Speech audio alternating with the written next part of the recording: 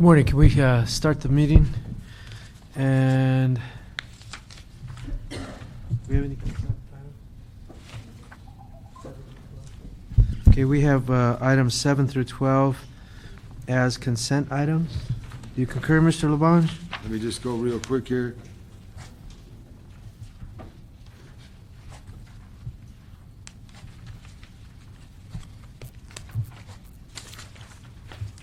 Works good, thank you. A second, Oh. whatever you want me to do. Okay, then Mr. Labange moves, and I approve those items on consent. Okay, we have some commission appointments. I understand there are 2 commissioners present. Can you step forward, please? Hi. Yeah, either one. Good morning. Who do I have? Carolina Castillo. Castillo. And Mary Okay, Castillo. item number 1. Good morning. We'll start with Ms. Castillo. Okay, item number 1, communications from the Mayor and Ethics Commission relative to the reappointment of Ms. Carolina Castillo to the Board of Community and Family Services Commissioners for the subsequent term ending June 30th, 2016. Oh, maybe you could tell us what you've been doing for all these years with the commission. Oh, okay. Well, we just, it's a new commission, as you know, and for the better part of the last couple of years, about a year and a half, we've been really familiarizing ourselves with all of the city departments, the con plan, how that works. I serve on the policy committee, and so we've been working closely with CDD to streamline the application process and make it transparent. We're looking at things like systems integration, and we're really excited about the planning for the 5-year comp plan. Okay, one of the primary missions of this commission is to focus on issues related to poverty, right? Yes. So I was just wondering what your thoughts are on the substantive issues of poverty. What direction is the commission going in, and what do you believe we should be looking at? Well, we've looked at the issue of poverty. It's a very large issue because it's also, intertwined with education and employment, and there's health. So there's a lot of issues there. So it is a large, overwhelming issue for us. It's an issue of importance. We don't have any specific initiatives at this time, but it is a top priority for us moving forward. Okay, it's a big commission. What do you have? About 15 members. 15 members. Wow, like city council members.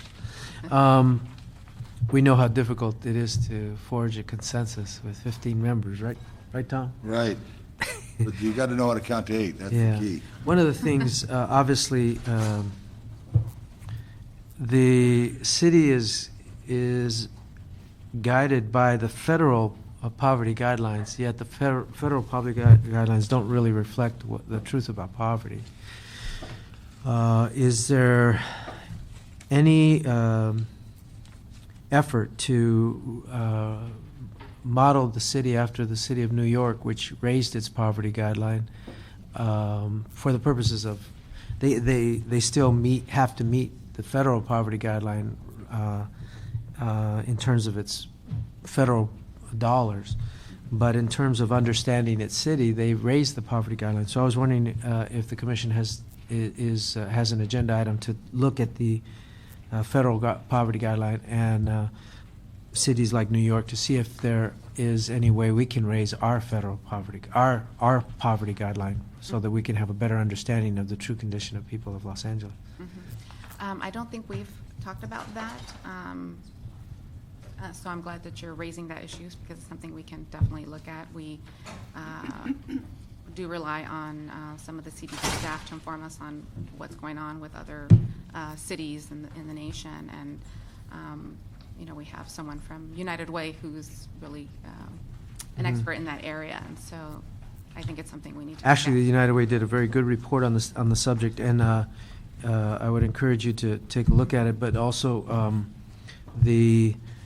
just to understand that under the federal poverty guideline, a family of four that makes more than about $22,000 is not considered to be poor. And in Los Angeles, that's not realistic, where the self-sufficiency standard for that same family would require them to make about $54,000 a year. So I think it's something we need to take a hard look at, so that we can, so that we don't turn a blind eye to the reality that people are living in poverty, even though they're above the federal poverty guidelines. We've done a lot of things related to foreclosure prevention. Is there anything the commission is looking at to prevent foreclosure? That's one way to immediately find yourself in poverty, is to lose your house. And Los Angeles has one of the highest rates of foreclosure in the nation, and it continues. So is that an issue that the commission is looking at?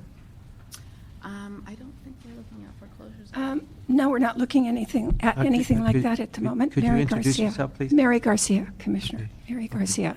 We're not looking at anything like that right now. Actually, we had a retreat just recently so that we could separate some of these issues out and look into them further. As a matter of fact, we have a meeting tomorrow morning as well to look at the Plan Con. It's a training meeting for 3 hours. So we're going to examine that as well.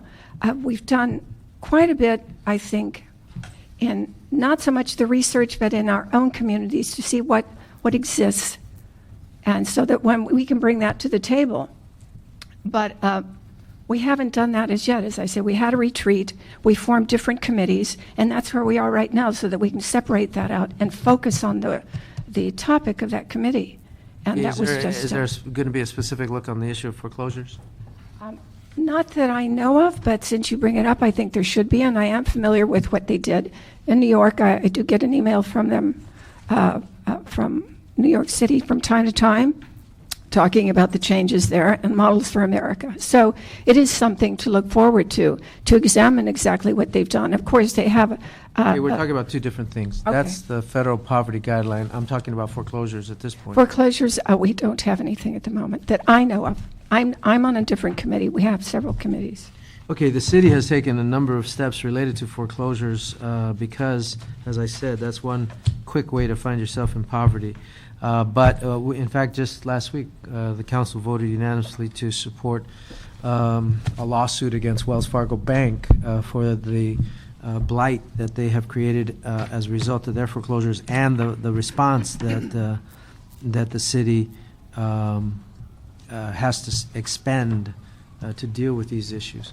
So it is something that I think the commission should be delving into, because it's one of the most critical problems in Los Angeles relative to issues of poverty. I'd be happy to, we've been doing a lot of work on that. I'd be happy to sit down with members of the commission and staff to give you information about that.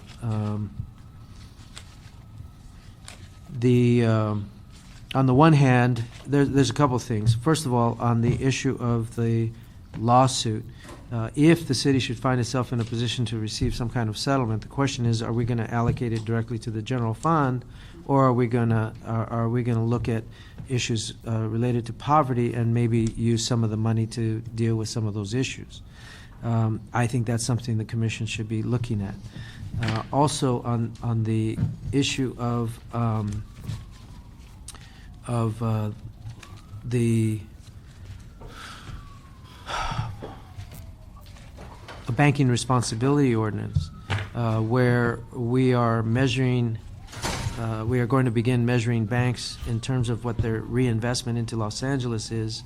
It seems to me that you should be working with the CAO and the finance department relative to how they formulate those guidelines in terms of banking responsibility, to ensure that banks are scored appropriately relative to their reinvestment into communities that are economically challenged. Those are two issues that I think are prominent and give the commission great opportunities. Mr. Alcom? Yes. Excuse me, Angela Pinto. Actually, one of our members is a former bank employee. You are who? Angela Pinto. Are you a commission appointment? Okay, I'm trying to, let me find you. Okay, Mary. Here you are. You're number 4. Okay, go ahead. Okay. So one of our members is an ex-bank employee, and we have been discussing this issue about the banks, their investment, their actually participation in the community building. And we were planning to do this in the future more in detail, so we would really appreciate if you comment. This is a bank employee. Is it a teller or a vice president of a bank that doesn't care about people? He worked in the management, so he is well aware of the bank operations. So it's kind of an expert in banking among us. We need an expert in poverty, not an expert in banking. But he knows how the banks can help Who is the it? community. Ben Torres or? He's No. not on the list for He is today. not on the list. Oh, you have. Well, this you is have the a full current, list. I'm looking at the current Michael Manigo. Oh, Michael Manigal. Okay. So we have thought about how we can also approach that idea of investment into the poverty, resolving poverty issues. So what I mean is that we have tried to look into this kind of things too. Okay. How the community can benefit from the local branches of the banks and their investments into the community. But we would all appreciate if you come and tell us about the lawsuit and see how we can actually. Yeah, it's ironic, but the city's we deposit our money into Wells Fargo Bank, and now we're suing, we're in the process of suing them for the costs that we incurred as a result of responding to blighted properties that are under their ownership. Anyway, it's just something I think we should look at. Mr. Labange? Yeah, you're Children, Youth, and Family. You start right there, and you're from 15 members. You're citywide. I hope the only suggestion I would have to you as you go forward, develop regional parts. I know you're from all over the city, because it's sometimes tough to get these issues around. When this commission was developed by the late, great Nancy Daly, who was the mayor's wife, Mr. Reardon's wife, it was the concept of collaboration on a variety of issues, just like Mr. Alicone spoke, but also to see what's out there, the local schools, the local parks, the local libraries, to put them together and to create the synergy and the energy to give opportunity for families, children, and young people. So I just want to thank you. You have a big task with limited budget and limited ability to take a bat and try to hit a home run. But with collaboration, you could score. And so that's what I would encourage. And also, if you look at things regionally and have a subject list and try to have don't get overwhelmed with topics, because it's tough to get out when there's so much piled in front of you. And if you could pick some things that you know work. And Mary, you know from your work in North Hollywood, the collaboration between the art community, the park, and the great work that the park director does there, the pool, East Valley High School, all of a sudden there's this energy going. And that's what tries to, I think, to be successful in the challenging times that we are. Thank you for your service to the city. I recommend I vote for everybody. Okay, with regard to the 3 commission appointees, these are reappointments. I want to clarify for Yes. the masses of people listening to this meeting. And it just began. So we appreciate your service, and I obviously have a bias on the issues of poverty, but obviously women and children are affected more by poverty than and in growing numbers. So I appreciate the time that you spend, and would hope that we could continue to develop programs that address the issues of poverty. So with that, it's my pleasure to join with Mr. Labange in approving your appointment, making a recommendation to the City Council to approve you. With regard to the other appointees, I'm going to hold them on the floor. If they're not here before the end of the meeting, that it would be my intent to send them on to city council without a recommendation. Very good. So for clarification then, appointments upon items 1 and 2 are approved then? One, That would 2, be and for 1, 2, and 4. 1, 2, and 4, and the remainder sent forward with no recommendation? At this point, I'd like to hold them until the end of the meeting. And if any of them show up, we'll be happy to hear them. All right, very good. Thank you very much. Thank you. Have fun. Okay, if I can jump to item 13, if you don't mind, we have a whole bunch of cards on that, and I'd like That's all we to. got left. That's all we got left? Yeah. Well, then I'm gonna go forward with that. You got it, good job. Okay. Okay, item 13, Item 13 is report from the planning department. scheduled for council on August 24th. Planning Department reports submitted in response to motion Perry Weezer raised instructing the Planning Department in coordination with the Department of Transportation, Department of Public Works, to assist with the implementation of a parklet demonstration projects currently under consideration and to create a citywide parklet pilot program similar to San Francisco's quote pavement to parks unquote program. This item has also been referred to the Transportation Committee, will be heard tomorrow there. This is the issue of parklets. It sounds so cute. It's like a little pocket park. So tell us what you're working on. Well, thank you, council members. I'm Simon Passusha. I'm with the City Planning Department Urban Design Studio. And with me today is Len Paco, Bureau of Engineering. and before you use the report, this is started out in fall of last year, which actually even before that started out with community groups coming to council offices and asking for this idea, which has started around the country and around the world about creating parklets. Very small, generally low-cost spaces, looking at usually taking up excess parking spaces on the street. They were usually from underutilized parking spaces is the general point. They are usually filled with patio planters, trees, benches, cafe tables with chairs, fountains, artwork, sculpture, bicycle parking, exercise equipment is one of the things that's proposed at this point. We have been working with Councilman Weezar's office, and who has created we were looking for 4 demonstration projects that we have. 2 will be on Spring Street, 1 will be on Huntington Drive around Rosemead Avenue, and 1 will be on York around 51st. The community, these all require sort of community buy-in, community support. Community has to help design these, has to help raise the money for them. What we're looking at here is just testing these, as other cities have, and figuring out how to work with our city permit processes. Right now, we do not have a permit process for these type of facilities in the public right-of-way. We don't have a parklet permitting process? No. How could we miss that one? Because it's a new concept. Thank you, Mr. Blanch. Again, that's twice today you've saved me. Yeah. And so what we want to do with this is we want to have we have these 4 test sites. Actually, though, we did this. It was the Lonnie project. Right. Yeah, and so Joyce. not all of them were park-oriented, but I did one of these at Sun Valley Park. That's exactly what you're talking about, except it was attached to a big park. So, so I'm surprised we don't have. So I'm sure we have processes. So Right. how are we gonna? Well, I'll tell you, one of the things that In the happens, street.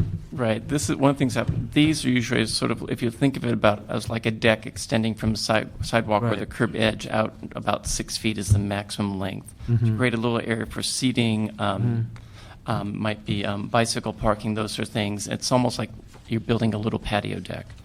Where the case of the Lonnie projects usually are behind the curb, or usually we're taking it right away and we're moving the curbs. I mean, there's several examples, but there's higher costs involved in doing those projects. Oh, This is looking at a lower cost. It's significantly lower. Our estimates are somewhere between $40,000 to $50,000 per parklet, or how much? $40,000 to $50,000 per parklet, maximum between design and construction and maintenance and everything else for the project. And all those funds have to be raised by the community members. And where would you put these things ideally? These are going to be generally in underutilized parking spaces. Underutilized parking spaces. Yeah.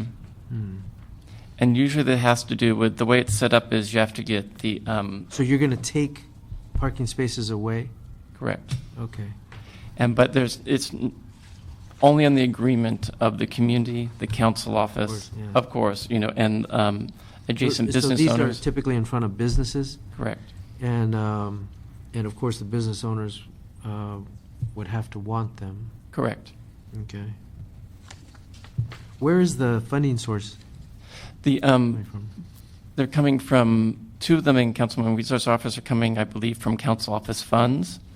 And then the two for the Downtown Neighborhood Council, D-Link is, I believe, is coming through a grant through UCLA that they got some money for doing this and testing them. They're actually also studying them and what their effects are on the community.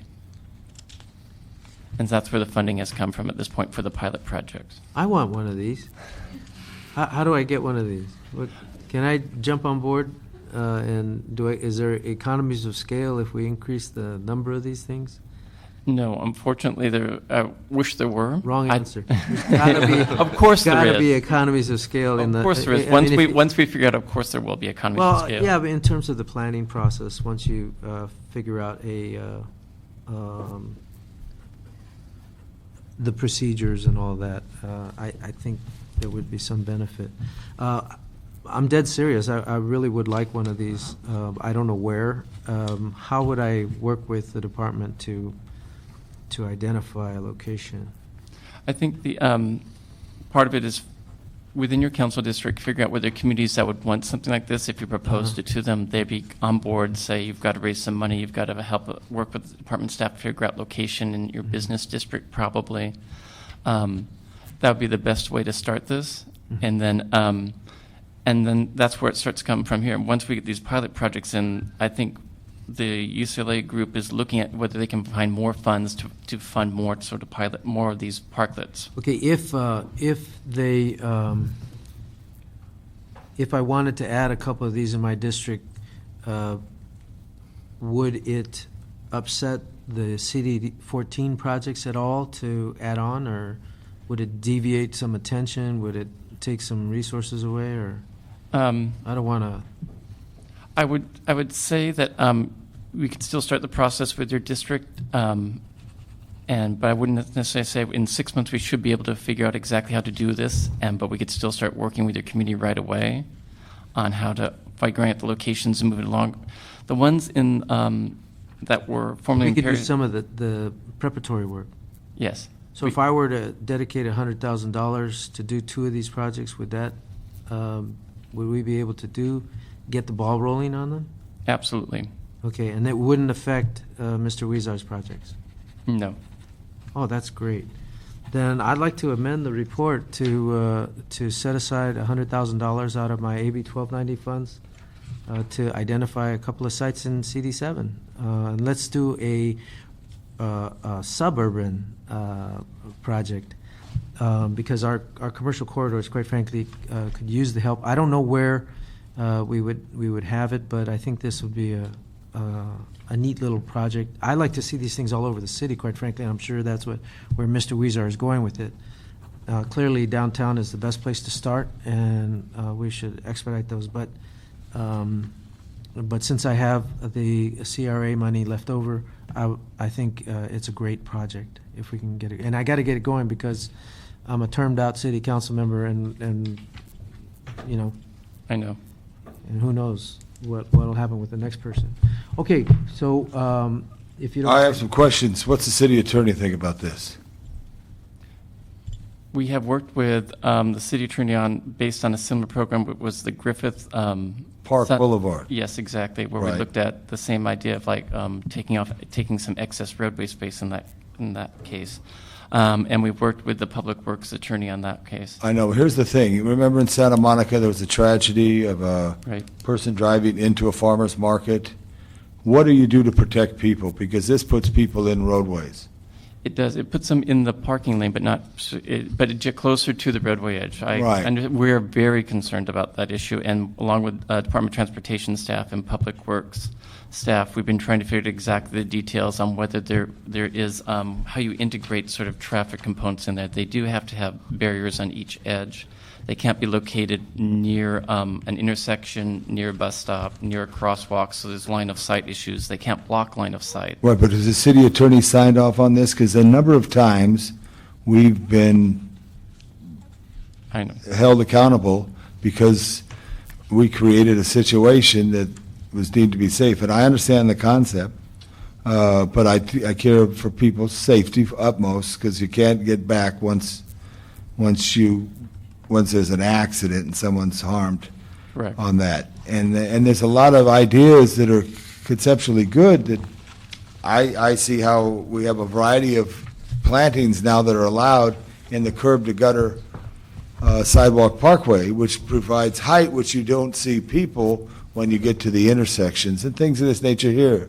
So I want the city attorney at the table when they come to, so they can thoroughly tell me that this is an acceptable practice, that the property owner is not going to be responsible, nor the city, if it's acceptable to do this. The density factor in San Francisco is quite different than the density factor in Los Angeles, as far as with density, you do slow things down. So I could appreciate the city by the bay, but I would certainly look at this, but I'm concerned that people would be in places where they could get in harm's way. Thank you. Yes, exactly. I mean, some of the criteria for these are they can't be on this, generally cannot be in a street that has speed limits over 25 miles per hour. Right. There is the Like with Winston Street, I'm looking at downtown. Now, where do you say on Spring Street is it? It's going to be on the D-Line can explain specifically about around 6th and Spring, and where there's currently now there is a fixed parking lane and bicycle lane. So it's going to be between the bicycle lane and the curb. See, I like what we did years ago on Figueroa at 5th. You did actual bump out. You know what a bump out is? Absolutely. It's engineered bump out with curb gutter. Was it Drainage. damaged, wasn't it? Yeah, that was what they did at San Fernando. We didn't do that at Marshall there, so, okay. Okay. And what, Well, you went to Poly, so I made a mistake there. But anyway, we like to talk old high school. Here's the thing. The bump outs should ultimately be there because it does provide some protection and some awareness for drivers that there's a physical difference in the roadway. So let's hear from the public. Okay, yes, I would agree with you that a lot of people would argue that the problem with government is its denseness. So that's interesting. No, and it's not a problem with government's dense. I'm saying the traffic's slower on a dense street. Yeah, okay. Tricia Robbins, we'll move to the public comment cards. We have Tricia Robbins representing CD 14. I take it this is your fault? I hope so. I'm more than happy to take responsibility for that. Great. Thank you, council members, for hearing this morning. I first off wanted to say that we're very glad to be here to speak about parklets. This is a project that has been a long time in coming. We've been working on it for 2 years with the community over on York and Huntington, who both individually came up with the idea of parklets all on their own. So it was a bottom-up idea. And then with the downtown community, where the Complete Streets working group of the Downtown Los Angeles Neighborhood Council has a bunch of young professionals who've been working on a similar idea there. So we have 2 that are going to be in that area. First, I want to thank Simon Pastucha, Lem Paco, Tomas Carranza, and Board of Public Works Commissioner Geraldine Lopez Mendoza for all of their work and their support during this entire process of crafting this program. I'd also like to thank our partners in developing the parklets, Steve Rasmussen Kansian and Ryan Lehman of Living Streets LA, and all of the young professionals, again, from the Downtown Los Angeles Neighborhood Council. The pilot projects that have been developed organically through the will of the community, through a 2-year process, in the case of the Huntington and York parklets, as I said, and through the dedicated work of the Complete Streets group, are finally to the point where they can serve as pilot projects for a citywide pilot program for parklets. Parklets. Mr. Bonds, you do everything around this building. We are on his clock. Okay. Parklets grew out of the parking day activities that began 4 to 5 years ago, wherein on one designated day, a group would take over a parking space and turn it into an active urban pedestrian environment rather than an inactive space dedicated solely to the storage of a vehicle. In a time when the planning department is updating the mobility element to reflect a street environment that promotes multimodal activity for pedestrians and bicyclists in addition to the automobile, parklets provide a space for walkers to rest and enjoy the community and for bicyclists to pause. And so therein promote pedestrian activity overall. Parklets provide, in the words of Jane Jacobs, eyes on the street, and enhance the public safety by supporting a more robust civic environment. Studies, both national and international, have shown that by having more people on the street and more unusual interventions along the public right-of-way, it makes drivers more alert and drive more slowly, and provides a more safe environment. These parklets have fences, they have barriers, they have curb stops, all in the intent to make sure that they're as safe as possible. In fact, with all of these measures, they might actually even be safer than being on the sidewalk, which don't have the same kind of barriers. No parking is removed on the York and Huntington parklets, but there are on the Spring Street ones. Okay, on the York and Huntington, does that mean they're not actually going into the street? They are in the street. However, they're using excess roadway. Excess roadway. Yeah, yeah. So Are they always, can you put them on top of excess sidewalk? you could. There's another concept that we've been doing in Boyle Heights called living rooms or salas, and that is a chair and table kind of design, and it's the same type of thing, an intervention that allows people to pause and take a look around, enjoy their neighbors. So there's something very similar to that. Okay, thank you. So again, these four projects are pilots that are going to help the various departments finalize the regulations for a citywide pilot parklet program. And they'll allow us to have a parklet permitting process that will be consistent. Part of the reason why it's important to move forward with these four parklets now is two of the parklets on Spring have been awarded a grant from UCLA, and that grant has a horizon, a deadline. That's at the end of the year. And so the parklets need to be in place, and they need to have time to collect data and evaluate them before the end of that horizon. And so with that, I want to say thank you very much for your consideration. If you have any questions. These are managed by the Rec and Parks Department? No. They're managed by street use? No, they're going to have, so for each one, there's an agreement with either the cafe or the property owner to maintain them. Okay, and then if the property owner disappears, who's going to watch them? So this is why they're revocable permits. So that way, if they do become a nuisance in some way, you can just take them right out. They're going to pay the revocable permit fee? For these first ones, no, and that is something that we're considering in the 6-month report back that we'll be requesting from the departments in terms of advising the program. I just forgot what I was going to say. I'm so sorry. Okay. Oh, I know what I was going to say. So to your point about having a citywide program, what we're kind of looking at is these four in particular, but then also considering improvements to design. If there were more regularized kinds of parklets that were available, it would make it much easier to permit them, because then you would know exactly what you're looking at each time they come through. So we're looking at creating perhaps 4 or 5 prototypes that would make it much easier for a community group who wanted to have one to move forward with that process. So if I added 2, that would enhance your project? It would. I would say, though, with York and Huntington, it was like a 2-year community process where we had them help us decide what they should look like and design them, et cetera. Yeah. Right, okay. Well, congratulations. These are very nice. I like them. Thank you. The council member's very, very happy with them. Okay, I'm going to be calling up the other cards. If you could all come forward, there's 4 mics up here, so we'll call up 4 people at a time. Kathy Milligan, Valerie Watson, Madeline Brozin, and Ryan Lehman.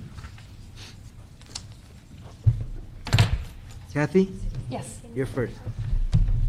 Hi. Well, thank you for listening. This is a really interesting project. I am a business owner on York. I have a store called The Glass Studio. I'm also executive director of Neela Art, which is Northeast LA arts organization, and we put on Second Saturday and a number of other events. And I'm also on the Historic Highland Park Neighborhood Council as Economic Development Chair. What this parklet will provide for the renaissance that's taking place on York right now is to help enhance it. It's a project that I've walked through the entire thing, and I feel very invested in it. From having a meeting in my store to walking the streets and deciding on the right location and saying, no, you can't take our parking away, and we found a spot that does not actually take parking. And the spot that we have chosen through such community input and voting, and there were back and forths on things, but where it sits is right by a walkway that Neela Art is hoping to help renovate that leads right to city parking. So it's a parking lot that is underutilized, and it's in some cases the walkway feels creepy, and so we'd like to see the parklet and that walkway elevated up and brought to less creepiness. Also, That's an admirable goal for the city, I think. yeah, because Make it there's less as a woman, I've walked through there literally twice, and I've had my store for 2 years, and I lived in the community for almost 10. So I fortunately have a place to park, but I really Well, thank you for your big thumbs up on this project. thank you for your and dedication to this considering project. Valerie. Hi, Valerie Watson. I'm a board member of the Downtown Los Angeles Neighborhood Council. I'm also the director of the Complete Streets Working Group, which brings together residents, business owners, other stakeholders, and young design professionals in downtown LA to reimagine our streets, to turn them from raceways into neighborhood streets. We've had, a huge influx of residents in downtown Los Angeles over the last decade or so. There's people walking dogs, there's people pushing strollers, and so we've been looking at ways to make our streets safer for people who walk, bike, better for shopping, better for business owners. We've been working really closely with the city as of late on the Downtown Bike Network, as well as this Parklets initiative, and so this is all part of a bigger effort to make our streets better for people. I just wanted to offer, on behalf of the Neighborhood Council, our letter of support, which you have in front of you, along with a letter of support from one of the main property owners in Spring Street, who is a pioneer in bringing life back to the historic core, has put significant investment in the public realm, especially with storefronts and facade improvements, and is our primary supporter in our effort. And I just also wanted to say that this is a great example of the power of the neighborhood councils to rally stakeholder support, rally resources, and build strategic partnerships. We're very fortunate to have Madeline Brosen from UCLA here today, who's speaking next, to help spearhead a strategic partnership with them that has allowed us to find funding to build these, to demonstrate their benefits and to document their benefits. So thank you so much for your consideration. We appreciate all your comments. Well, thank you. I have to say on that note that in the last month, I have seen so many initiatives that were formulated in the neighborhood council system that are having citywide impact. The pool closures that was brought to my attention by the neighborhood council, who championed keeping one pool open, but we ended up keeping all the pools open. The sidewalk repair initiative really came out of Mission Hills Neighborhood Council, where that was their focus for a couple of years, and I think this one falls into that category. This is something that could have great benefit throughout the city of Los Angeles, and also probably the most important benefit of this is bringing communities together to do the project themselves. That's the most fun part. Madeline Brosen. Yeah, so my name is Madeline Brosen. I'm the program director for the Complete Streets Initiative within the Luskin School of Public Affairs. We're within the Institute of Transportation Studies and the Lewis Center for Regional Policy Studies. Wow, that's a huge title. Yeah, you should see my email signature. It's very long. But we've been working with the Complete Streets Initiative and the Downtown Neighborhood Council over the past year, And we're really excited to leverage a funding opportunity with the Rosaline and Arthur Gilbert Foundation approached us in order to support some of the work we were doing.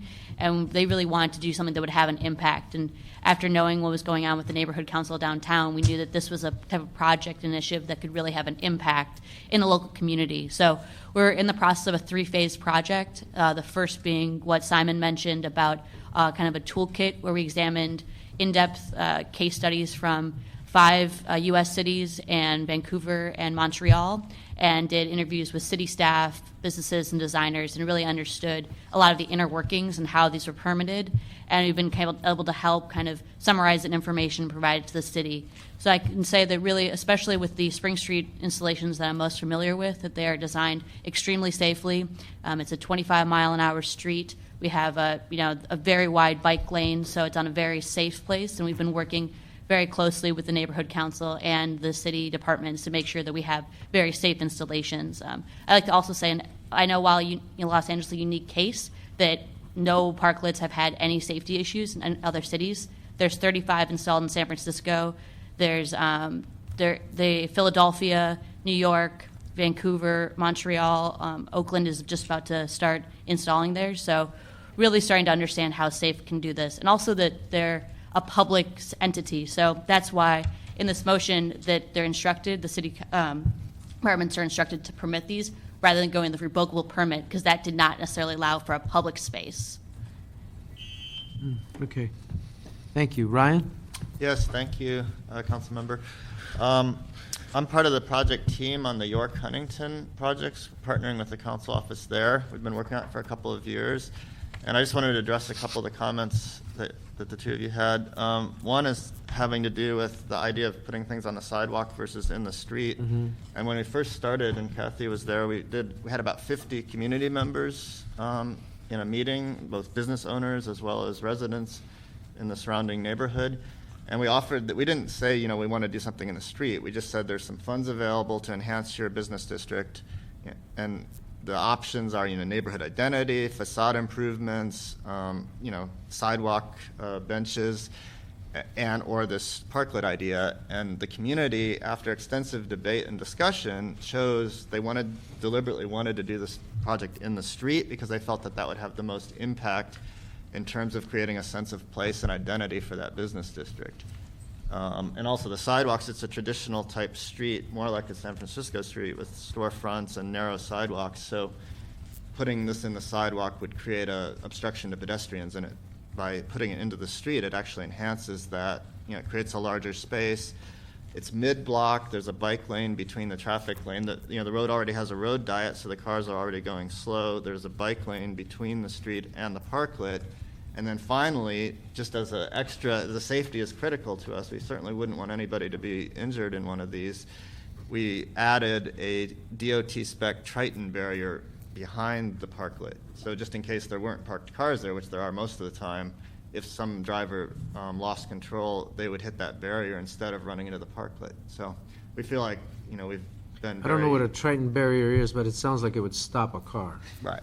Well, yeah, I think it would definitely slow down a car and likely stop it. Thank you very much. Geraldine Lopez Mendoza and Margaret Arnold. Oh, by the way, the sidewalk I was talking about is an extra wide sidewalk, and there is no parking on the street. This is sort of the reverse situation. There is no parking on the front of these businesses, and people would not choose to necessarily go to the back of the businesses. So this might encourage bicyclists actually to use the sidewalk and the parklet as a way to increase business opportunities in this particular location I was thinking of. It's actually not even in my district. Geraldine. Good morning, Councilmember. Good morning, Councilmember LaBonge. I want to thank you for allowing me the opportunity to speak. I wanted to clarify how I appeared before you this morning. The board actually has not taken a position. You're pretty good. Well, it's simply because the board has not voted on this item.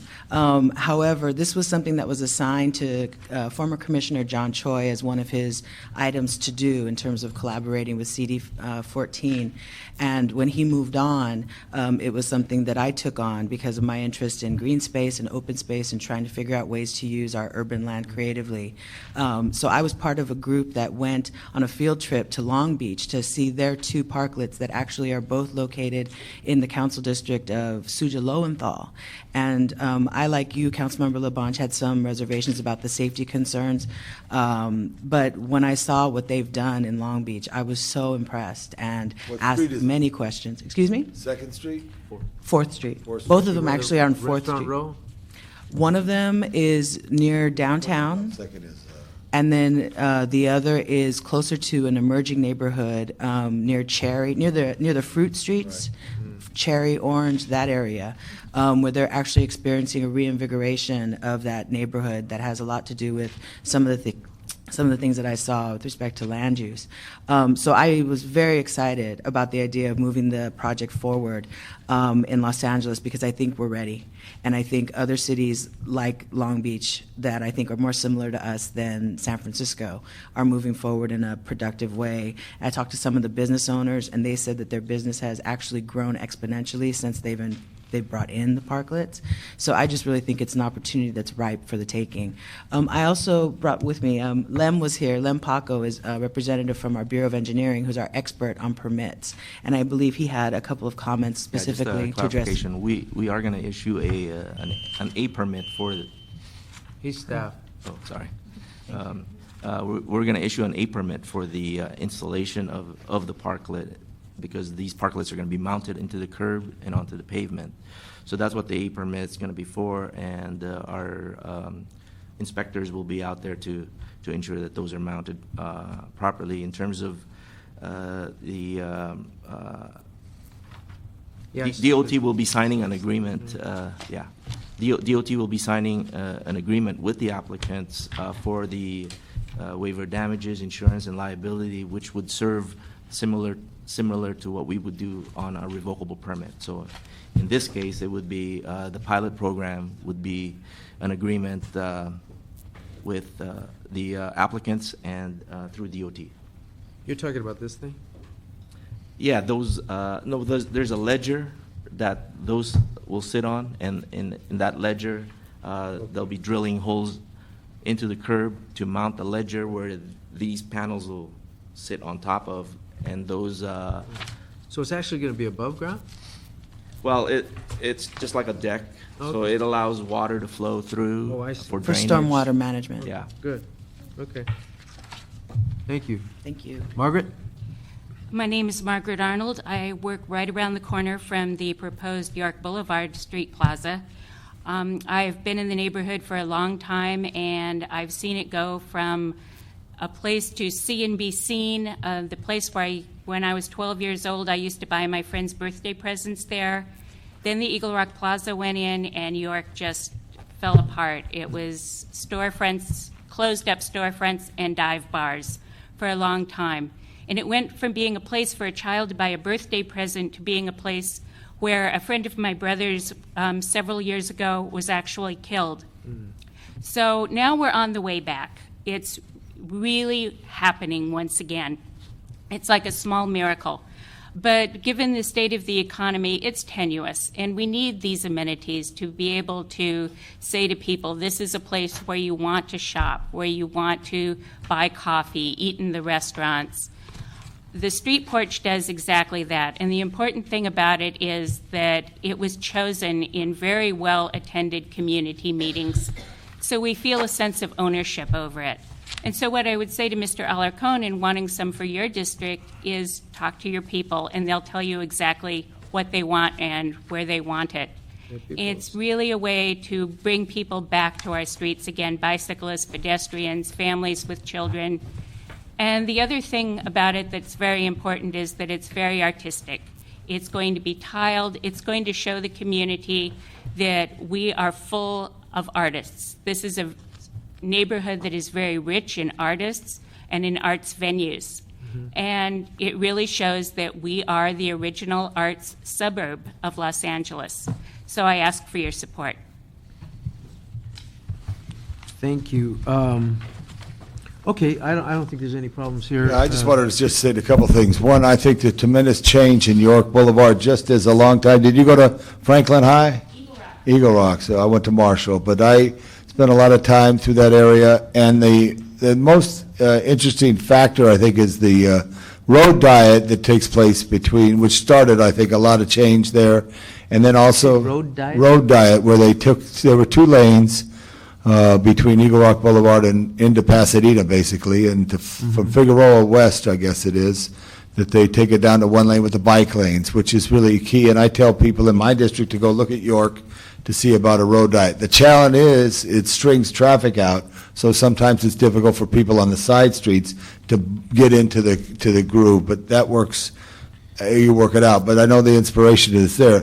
I would like to see the UCLA report, because my concern about downtown is that you all of a sudden create, there is thousands of people who are here, and there needs to be some mobility, and how does it balance out?